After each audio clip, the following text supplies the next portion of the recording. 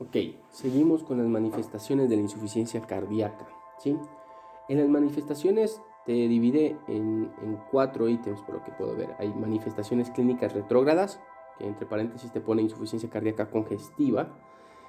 Manifestaciones atribuibles al gasto cardíaco insuficiente, que te pone insuficiencia cardíaca anterógrada. También hay manifestaciones atribuibles a la alteración de la dinámica cardíaca y hay un síndrome cardiorrenal. Pero hay que estar pendiente de esto del anterógrado porque lo había mencionado anteriormente. Empecemos. Manifestaciones clínicas retrógradas, o sea, insuficiencia cardíaca congestiva. La clínica congestiva de la insuficiencia cardíaca depende de las consecuencias sistémicas de la hipertensión auricular, sea izquierda y o derecha. Vamos con insuficiencia cardíaca izquierda. La disnea es la manifestación más frecuente de la insuficiencia cardíaca izquierda y presenta progresivos niveles de gravedad. Está disnea de esfuerzo, ortopnea, disnea paroxística nocturna, disnea en reposo y edema agudo de pulmón. Supongo que estos son los niveles de gravedad. La disnea de esfuerzo es el síntoma más frecuente e importante de la insuficiencia cardíaca izquierda. El grado de dificultad respiratoria va a depender de la magnitud de la elevación de la presión en la aurícula izquierda y del tiempo de instauración de dicha elevación. Si la instauración es aguda, los síntomas son más severos que si es crónica, por mecanismos de compensación. La disnea se produce por extravasación de agua de los capilares pulmonares, edema pulmonar intersticial o en casos graves alveolar, y de la pleura visceral, un derrame pleural. La ortopnea. El decúbito ocasiona un aumento fisiológico del retorno venoso, que el corazón izquierdo insuficiente es incapaz de bombear, con el consiguiente ascenso de la presión en la aurícula izquierda y la aparición de disnea. Los pacientes utilizan habitualmente varias almohadas para dormir y en los casos más avanzados deben permanecer siempre sentados. La disnea paroxística suele aparecer de noche y despierta al paciente con una sensación disneica intensa. Suele persistir durante varios minutos a pesar de adoptar una posición erecta. El edema agudo de pulmón es la forma más grave de disnea paroxística y cursa con dificultad respiratoria extrema e hipoxia tisular. Es un cuadro grave que puede llevar a la muerte. Cuando el enfermo con insuficiencia cardíaca izquierda desarrolla insuficiencia derecha, las formas más graves de disnea tienden a disminuir en intensidad y frecuencia, ya que el ventrículo derecho insuficiente no es capaz de mandar sangre al circuito pulmonar. La compresión de los bronquios por el edema intersticial y la edematización de su mucosa por la congestión pasiva de la circulación bronquial originan obstrucción bronquial que determina la aparición de sibilancias, asma cardíaco. Al parecer, si el derecho también está cagado, te compensa un poco. Vamos, insuficiencia cardíaca derecha. También hay disnea. Los pacientes con insuficiencia cardíaca derecha también pueden tener disnea, que en este caso se debe a derrame pleural por extravasación de agua de los capilares de la pleura parietal que drena la circulación sistémica. A diferencia de la insuficiencia cardíaca izquierda, la insuficiencia cardíaca derecha aislada no tendrá congestión capilar pulmonar y en la auscultación pulmonar no habrá por ello crepitantes.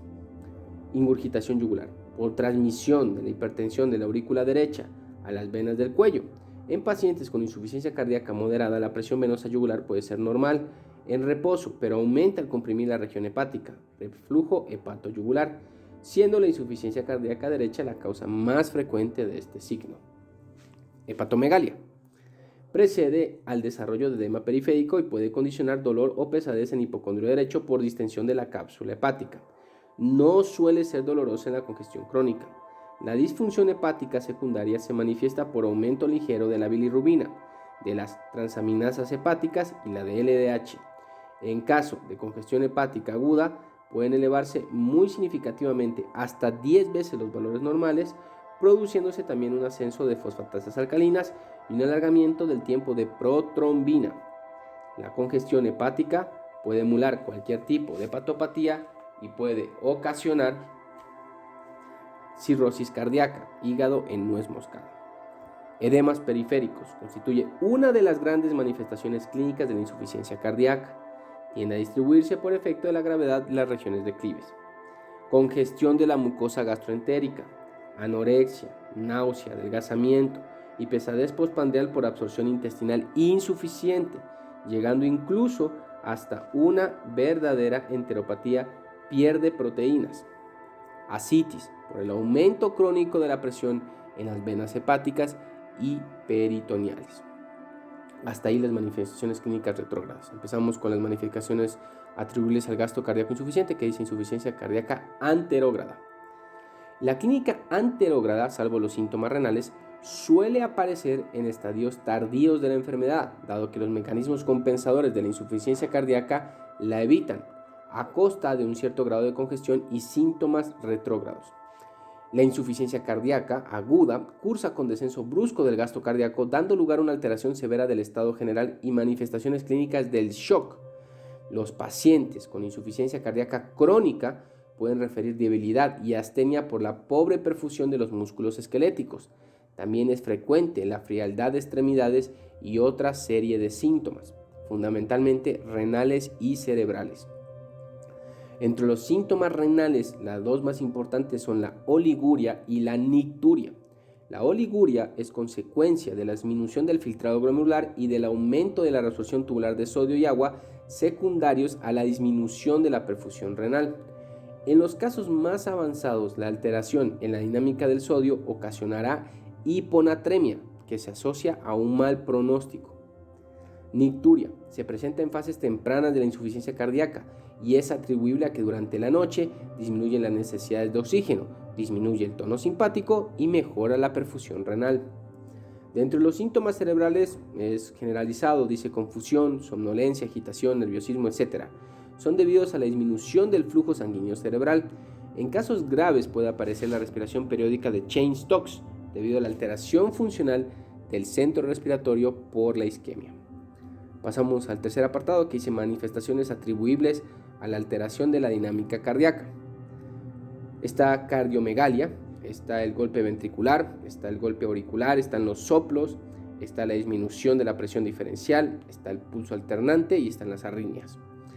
Dentro de las manifestaciones atribuibles a la alteración de la dinámica cardíaca, la cardiomegalia es un signo inespecífico que ocurre en la mayoría de los enfermos con insuficiencia cardíaca crónica. No aparece en las patologías restrictivas ni en los procesos agudos. En la insuficiencia, de ahí sigue galope ventricular. Dame un segundo, tengo que matar este reloj un rato más.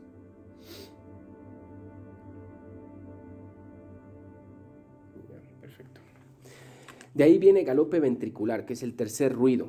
En insuficiencia cardíaca sistólica es el llenado rápido de un ventrículo izquierdo dilatado. El galope auricular, que es el cuarto ruido, indicador menos específico de insuficiencia cardíaca, suele acompañar a las sobrecargas de presión, como en la insuficiencia cardíaca diastólica, y refleja la contracción auricular enérgica contra un ventrículo rígido. Soplos, puede ser la manifestación de la patología desencadenante del cuadro de insuficiencia cardíaca, o bien ser soplos sistólicos funcionales de insuficiencia mitral y o tricuspidia. Disminución de presión diferencial, disminución de la presión sistólica con aumento relativo de la diastólica, por las modificaciones cardiovasculares de la insuficiencia cardíaca. Pulso alternante, se caracteriza por la alternancia de una contracción enérgica y otra débil. Se reconoce en la amplitud del pulso y no es más que el reflejo de la alternancia del volumen sistólico por una disminución en la contractilidad en el latido débil a causa de una recuperación incompleta de las fibras del ventrículo izquierdo tras un latido más vigoroso. Arritmias. Las alteraciones del ritmo son muy frecuentes en la insuficiencia cardíaca, tanto auriculares como ventriculares, llegando incluso a la muerte súbita, responsable de la mitad de las muertes de estos pacientes. La taquicardia sinusal es un signo ominoso en estos pacientes. Síndrome cardiorrenal. Se define síndrome cardiorrenal como la situación en la que la insuficiencia de uno de estos órganos, sea cardíaco o renal, produce insuficiencia del otro de forma secundaria, ya sea de manera aguda o crónica. Hay un cuadro que dice síndrome cardiorrenal, te dice que hay 5 tipos de síndrome cardiorrenal. El tipo 1 es síndrome cardiorrenal agudo, el otro es cardiorrenal crónico, el tercer tipo es renocárdico agudo, el cuarto es renocárdico crónico y el otro, el tipo 5, es síndrome cardiorrenal secundario. Dentro de eso, el tipo 1 es una insuficiencia cardíaca aguda que produce secundariamente fracaso renal agudo. En el cardiorrenal crónico es una insuficiencia crónica que produce progresivamente insuficiencia renal crónica. En el renocárdico agudo es un fracaso renal agudo que produce secundariamente insuficiencia cardíaca aguda. En el renocárdico crónico es una insuficiencia renal crónica que produce secundariamente insuficiencia cardíaca crónica. Y en el último, que es el cardiorrenal secundario, es una condición sistémica por una sepsis, etcétera, que produce insuficiencia cardíaca y renal de forma secundaria. De ahí viene un tema muy importante que es diagnóstico. Entonces hay una cosa que llama criterios diagnósticos. En estos criterios diagnósticos te pone los criterios diagnósticos primarios y después otras pruebas complementarias. Dentro de los criterios diagnósticos hay 3 ítems muy importantes, que es la historia clínica y un electrocardiograma, como el primero. Después de eso hay una determinación en plasma de los péptidos natriuréticos y como tercero hay un ecocardiograma. Entonces, el diagnóstico de la insuficiencia cardíaca es fundamentalmente clínico. El síntoma de consulta que suele motivar la sospecha clínica es disnea de esfuerzo, pero solo una fracción de los pacientes con disnea de esfuerzo tienen realmente insuficiencia cardíaca. Ante la sospecha clínica se deben seguir sucesivamente los siguientes pasos para llegar al diagnóstico. Paso 1, una historia clínica y un electrocardiograma. Anamnesis para buscar causas subyacentes como una cardiopatía, hipertensión, etc. Y síntomas más específicos como ortopnea, disnea paroxística nocturna, etc. Exploración física para buscar signos de insuficiencia cardíaca y un electrocardiograma. Si la historia clínica no orienta insuficiencia cardíaca y el electrocardiograma es normal, no es necesario realizar más exploraciones y se descarta la insuficiencia cardíaca. Si es por lo contrario, tenemos que hacer el segundo ítem, que es determinación en plasma de péptidos natriuréticos. En el caso de que exista historia clínica compatible o un electrocardiograma anormal, se determinan los niveles plasmáticos de péptidos natriuréticos por su alto valor predictivo negativo. En caso de ser normales, el BNP, creo que es el cerebral, que tiene que ser menor a 35 picogramos ml, o el NT-proBNP, que tiene que ser menor a 125 picogramos por ml, se descarta insuficiencia cardíaca. En caso de estar elevado, se solicita un ecocardiograma, que sería el tercer paso. Si no existe disponibilidad para solicitar estos marcadores, se realizará directamente un ecocardiograma. Los pacientes con insuficiencia renal y fibrilación auricular pueden tener niveles falsamente aumentados, por lo que los niveles de referencia mencionados no son válidos. Como el tercer paso, que decía lo que decía en el anterior ítem, el ecocardiograma. Si se detecta una fracción de eyección del ventrículo izquierdo menor al 40%, se llega directamente al diagnóstico de una insuficiencia cardíaca con fracción de eyección del ventrículo izquierdo deprimida. Si la fracción de eyección del ventrículo izquierdo es mayor o igual a 40, para llegar al diagnóstico de insuficiencia cardíaca se precisa la presencia de al menos uno de los siguientes criterios. 1. Hipertrofia ventricular. 2. Dilatación de la aurícula izquierda o disfunción diastólica. El principal criterio es la relación EE, que tiene que ser menor pero mayor o igual a 13. En ausencia de estos criterios, si la sospecha es muy alta, se realizará un ecocardiograma de esfuerzo para desenmascarar la presencia de una disfunción diastólica durante el esfuerzo. Muy bien, entonces ahí hay un cuadrito. Bueno, hay un recuerda, vamos con el recuerda, dice función ventricular izquierda según la fracción de eyección del ventrículo izquierdo. Normal tiene que ser mayor a 55%. Disfunción sistólica leve es entre 45 y 55%. Disfunción sistólica moderada entre el 30 y el 45%. Y disfunción sistólica severa es menor al 30%. Y te ponen un ojo. En insuficiencia cardíaca, los niveles para considerar fracción de eyección del ventrículo izquierdo preservada, que debe ser mayor al 50%, en rango intermedio del 40 al 49%, o la fracción reducida, que es menor al 40%, son distintos.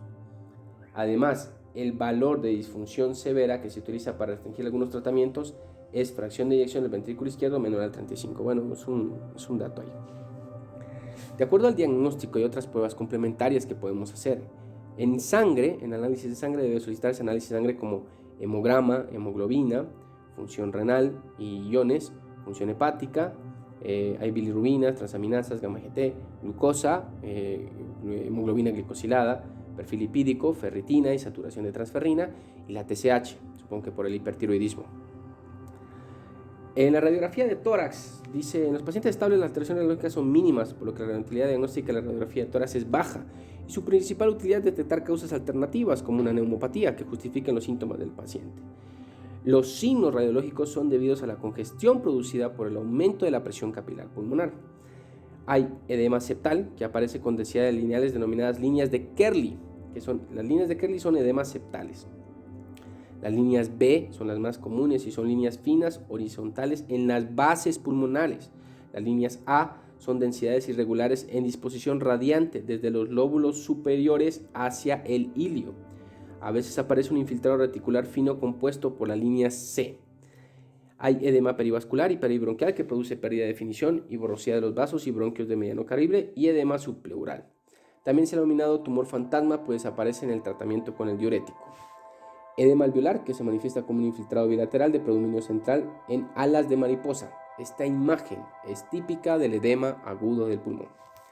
También podemos hacer una coronariografía. Debe realizarse en todos los pacientes con disfunción sistólica ventricular izquierda no filiada para descartar cardiopatía isquémica. La ventriculografía aportaría datos complementarios a la ecocardiografía sobre las válvulas y la fracción de eyección. Una resonancia magnética cardíaca es el método gold estándar para medir los volúmenes ventriculares y la fracción de eyección. Se debe pedir en pacientes con mala ventana ecocardiográfica. Quiere decir que no es posible obtener imágenes con rentabilidad diagnóstica. Además, si la prueba está disponible, se recomienda a todos los pacientes con miocardiopatías, sea dilatada, hipertrófica, restrictiva, infiltrativas, etc. Otras pruebas: los pacientes candidatos a trasplante cardíaco o asistencia ventricular deben ser sometidos a una ergoespirometría, medir consumo de oxígeno y objetivar clase funcional, y un cateterismo de derecho, medir presiones pulmonares. Están los criterios de Framingham para el diagnóstico de la insuficiencia cardíaca, están los criterios mayores y los criterios menores. En los criterios mayores está la disnea paroxística nocturna, el edema agudo de pulmón, los crepitantes, la distensión venosa yugular, el aumento de la presión venosa por encima de 16 centímetros de presión de agua, el reflujo hepatoyugular positivo, el ritmo de galope del tercer tono, la cardiomegalia. En los criterios menores están la disnea de esfuerzo, edema de miembros, tos nocturna, derrame pleural, capacidad vital disminuida en 1/3, la hepatomegalia y taquicardia. Muy bien, vamos con la clasificación funcional. Esto es muy importante. La valoración de la capacidad funcional es fundamental en los pacientes con insuficiencia cardíaca, ya que la mejoría de dicha capacidad es uno de los objetivos básicos de tratamiento y supone un importante factor predictor de la mortalidad. La tolerancia al ejercicio puede medirse con un test de esfuerzo o interrogando al paciente sobre su capacidad para realizar actividades rutinarias como caminar, subir escaleras. La New York Heart Association establece una clasificación funcional de los pacientes con insuficiencia cardíaca, considerando el nivel de esfuerzo físico requerido para la aparición de los síntomas descritos. A pesar de sus limitaciones, esta clasificación es útil, pues permite comparar grupos de pacientes, así como un mismo paciente a lo largo del tiempo. Hay clase 1, clase 2, clase 3, clase 4. En la clase 1 no hay limitación física, la actividad física habitual no causa fatiga, disnea o palpitaciones. En la clase 2 hay una limitación ligera de la actividad física. El paciente no presenta síntomas en reposo, pero la actividad física habitual produce fatiga, disnea, palpitaciones o angina de pecho.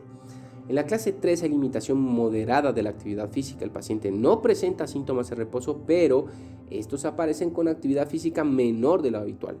Y por supuesto, la más grave, en la clase 4, hay una limitación severa de la actividad física y el paciente presenta síntomas en reposo.